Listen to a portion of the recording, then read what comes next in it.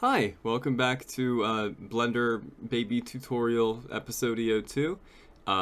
Congratulations on making it this far, by the way, because statistically speaking, it's unlikely that you did. And I'm really proud of you. I've written an email to your mom explaining to that effect, so hopefully she'll receive that within the next couple of days, and she'll be able to, I don't know, get you those cookies that you like from Safeway. Let's do some blending right now. I'm just going to click New File, General, and here we have the scene. This is Blender, guys. We made it. We did it. Okay. No need to be self-congratulatory at this juncture yet. Let's get started on modeling a traffic cone. So generally speaking, the first thing that you would want to do upon modeling something is going to Google, well actually let me just https://google.com or .co.uk or Canada if you're in Canada. After which point I would remove all of the incriminating traffic cone and find myself some references. And just have a look at what traffic cones look like, because if you're modeling something, it's usually a good idea to know what that thing looks like. A lot of times you will take the picture and put it on your computer. I'm not going to do that because I don't necessarily want to model from a reference. I think I'm just going to model my platonic ideal of what a traffic cone looks like. And I'm not shooting for photorealism or anything here, so that's fine. That's a-okay. So the first thing that I am going to do is press X to delete, or I'm going to Ctrl+Z, by the way, which will bring it back. Press delete, which deletes. I feel like not enough people utilize the delete button in their day-to-day lives. It's like backspace, but more useful. Anyways, the next thing that I'm going to do is I'm going to press Shift-A to create a new mesh. And with this mesh, we want to use, basically if you're modeling something, you want to use whichever of these shapes, which are called primitives, are closest to the shape that you want. So I'm going to go with cone, because we are modeling cone, but something about this cone does not look right. This doesn't look very traffic-y, cone-y to me. And I'm just going to take a second and move my overlay to this side. Maybe I'll shrink it a little bit just so that you can see this, this little area here, because that is important. I'm going to go over here and I'm going to play around with this a little bit. So the first thing that I'm going to do is I'm going to lower the amount of vertices, because I don't need that much detail. I think 14 is good for now. It's always a better idea to begin modeling with lower resolution polygons, because higher resolution means there are more things to fuss with and it'll take up a lot more processing power. So if you're doing something that's if you want it to be really high res, you should do the high res part last. So 14, maybe you'll go for 20 faces. I think that's okay. Yeah, in this bottom left-hand corner, you'll have this. If you click off, that's all right. Just so long you don't do anything, you can select the polygon and press F9 to bring it back. So yeah, okay, poly is, there we go. And I'm just gonna play with these around. I think that this radius is not that great. Maybe I want to bring it down. You can also, by the way, choose to model something to scale, but Blender is funny with its sizes, so most people don't. It's just something that we ignore. But if you're doing game dev or something like that, this is something that's pretty important, especially in other programs. It's just that Blender will sometimes punish you for making models too small, so I don't like doing that. So I'm going to play with the radius 1 and radius 2 so we get that kind of shape. That looks alright. And I'm also going to play with the depth. So the depth is how long is it? Maybe I don't want it to be 1.51 meters. Let's just call them units. You can also set the base fill type. So right now it's set to an n-gon, which is just a modeling term for any polygon that isn't a quad, which is 4, so a square or rectangle, rectangular prism, or a tri, which is 3. An n-gon could be a pentagon. In this case, let's see, there are, how many sides? There are 20, so it would be an icagon. But generally speaking, in a lot of cases, especially for modeling stuff in animation, I'm going to move my picture back and scale it up because I'm big and important. You do not want n-gons. So I'm just going to, and especially for this, I'm just going to say the base fill type is going to be none. Nothing. There we go. And now we can see through it. And that's good. That's exactly what we want. And you can choose to align it, and you can choose like what location you want. So actually, what I'm going to do is I'm going to move this up about, I'm going to say that the depth should be 2 meters, just so that I can move this up. Whoops, Ctrl+Z to bring it back, or just hit 0. I'm going to go to the Z, and I'm just going to move this up 1 meter. So we get that kind of thing. That's good. And then I'm going to just like lower it a bunch. Like again, I'm pressing the wrong button. I'm just going to take the depth and I'm gonna shrink it back down and maybe just keep going until like I get the. By the way, if you hold Shift, it will make the values decrease longer, and if you do Control, it'll make it do it in like implements. So that's something to keep in mind. Let's just, I'm gonna hit 1 just so I can see it, and I can be like real precise about where I want it to go. I think like around here is fine, because it will still have that base. We'll talk about adding that in a bit. So neat, we've got this. This seems about what we want, but the traffic cones don't look like this. This is silly, to be honest. It's not infinitesimally thin. It's not just like a collection of polygons and vertices. It's something else entirely. So what I'm going to do is I'm going to press a magic button called Tab. Now Tab will bring you into something called edit mode, which is basically like where you'll spend more than half of your time in Blender. I keep saying that, but like edit mode is truly a very useful tool. It allows you to edit your meshes. I can, for instance, well, okay, let's talk about how to get into edit mode. So the main way is Tab, but you can also go up to here to, object mode, edit mode. There you go. Or you can, I think Control Tab, and then 6 brings up a pie menu that will give you like a bunch of different options, and we go into edit mode from there. So in edit mode, the only thing that you can click on and interact with, you can see, is the vertex or vertice that you are editing.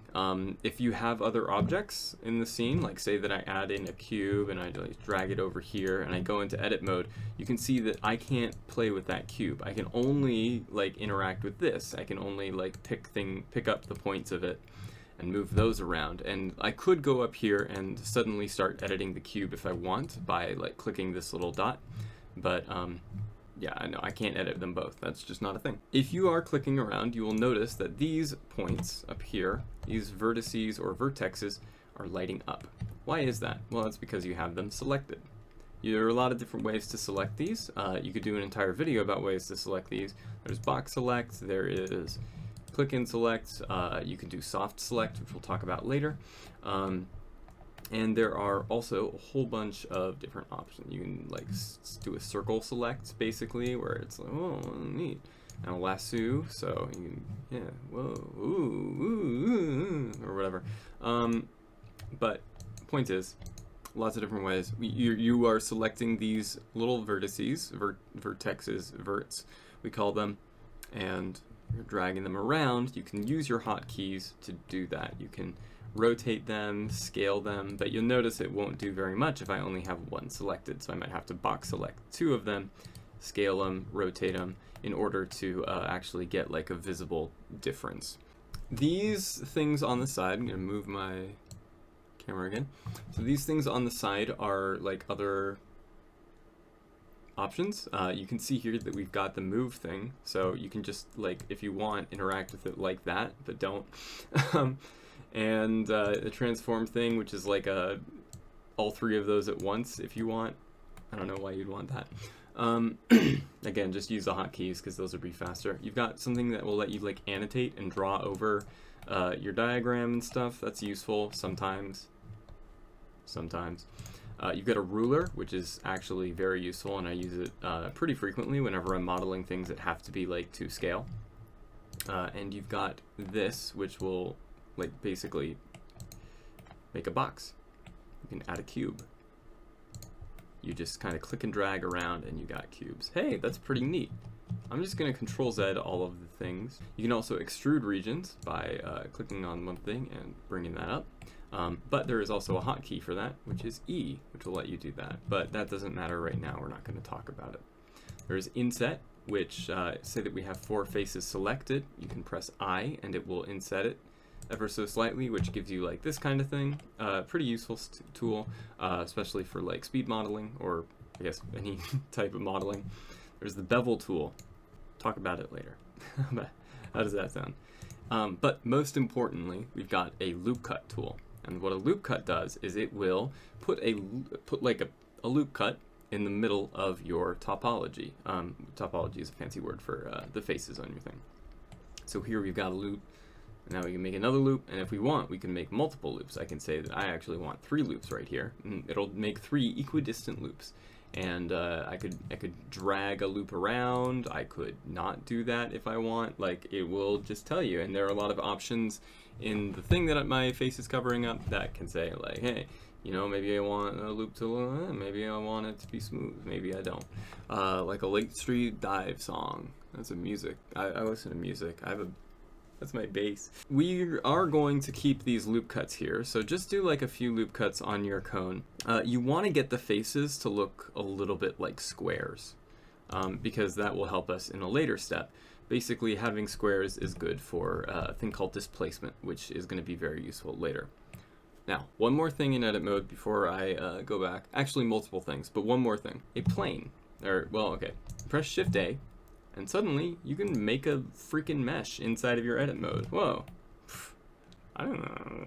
I did know that was a thing. I'm sorry, I was gaslighting. So what I'm going to do is I'm going to press Shift A, and I'm going to add in a plane.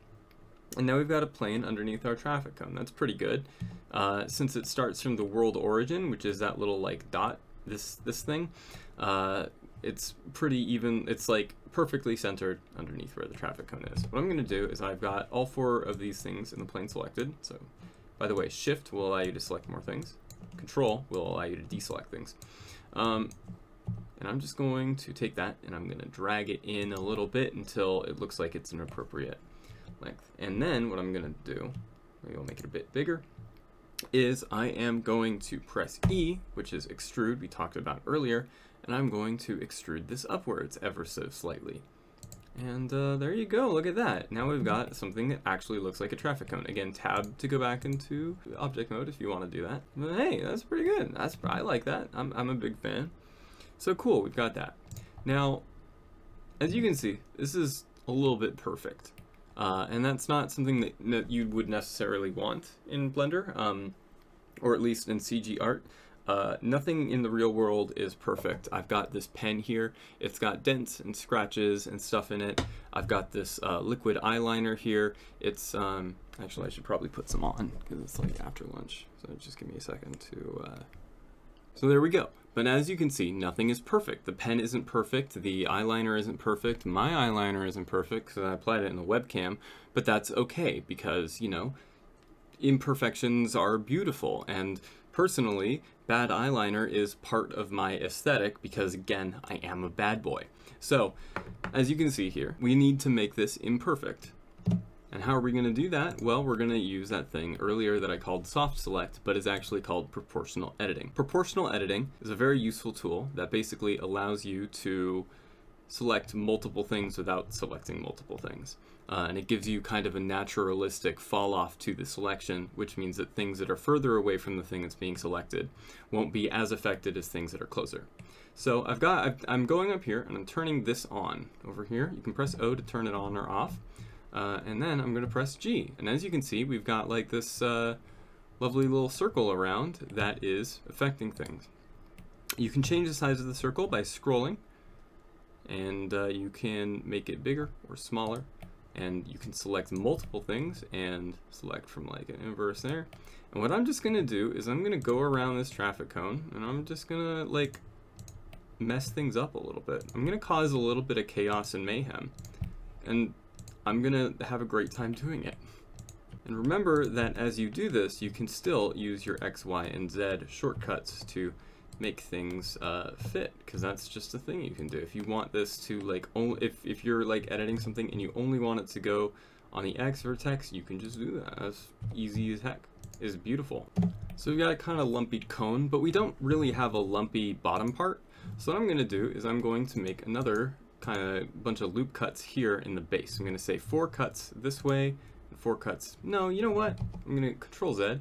I'm gonna say 6 cuts this way and 6 cuts that way. And there we go. We've got ourselves like a nice base that we can sort of screw around with and make it look all good and stuff. So let's just do that. Let's make the base look a little bit lumpy as well. Let's just kind of push some pieces in, and I'm getting that my mouse is misbehaving because it's I haven't fed it in a while, and I'm not saying it deserves its grievances, but I'm saying I do understand them. I'm just gonna go around and I'm going to just start pushing things in, pushing them around, and doing that. Maybe I'll change the fall off and I'll push it really hard into one direction, something like that.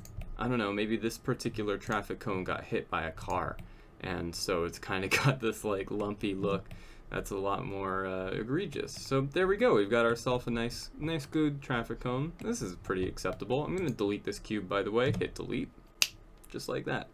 And well, still doesn't look that great because you can still see all these faces. It has these like jagged edges. So how do we fix that? Easy. This is the easiest thing I've ever done in my life. I'm just gonna click on this, I'm gonna right click, and I'm gonna go to shade smooth. Oh yeah, that's beautiful, it's perfect, it works wonderfully, except for maybe these like sides. And there is another way to fix that. What we're gonna have to do is we're gonna have to go from this, so usually it's like here, I think. We're gonna go down here to Object Data Properties. We're going to click over in this thing that says Normals, and we're gonna go to Auto Smooth, and there we go, it's automatically smooth. Easy. I am gonna fix these jagged edges another way. What I'm going to do is I'm going to go up here to the spanner. It's called Modifier Properties.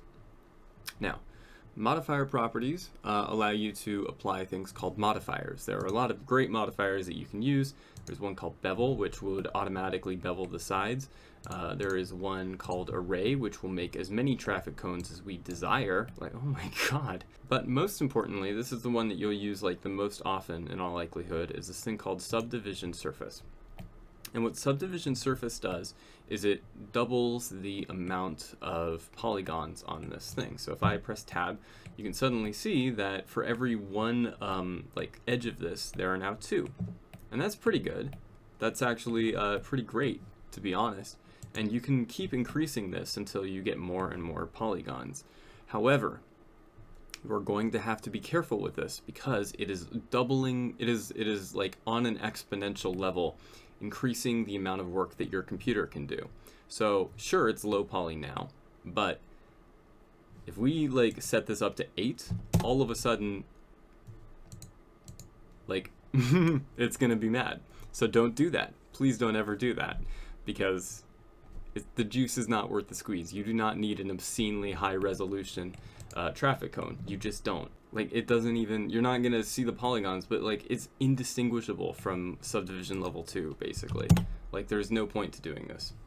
So please be conscientious when you use subdivision subsurface. My dumbest student, his name is Ivan, he crashed his PC 3 times because he thought that his computer was good enough to handle high-res stuff. His is a pretty dang good computer, and it cannot. So one of the very nice things about modifiers and subdivision subsurface in particular is that this is non-destructive, meaning that if you don't like this anymore, you can just take it off and it goes back to the way it was. If you want to like play with the lower resolution things or like frick with the meshes and stuff, like that's just something that you can do, and you don't have to apply the subsurf until you absolutely need it, which is good because, as you can see, the bottom part is absolutely fricked. It's just not that great. So we'll fix it. We'll fix it. You know how we're gonna fix that? More loop cuts. Because I don't like how close these are to the edges. So what I'm just gonna do is I'm going to make a loop cut. I'm gonna say I want 1 cut, and I am going to press 7 to view from the top. I'm gonna click and drag like this so that it gets closer to the sides. So something like that. So we get this nice kind of like square sort of thing. It looks pretty dang good. Hey, how about that? That's looking more like a traffic cone already. You can see that in some areas the shading is a little bit weird. That's not something that we have to worry about right now. What's important is we've got a nice looking traffic cone and is well on its way, and you have learned a lot about Blender today. So let's end the tutorial here. Come back when you're ready, and not a moment sooner. Bye. Bye. Oh my god, turn off the video.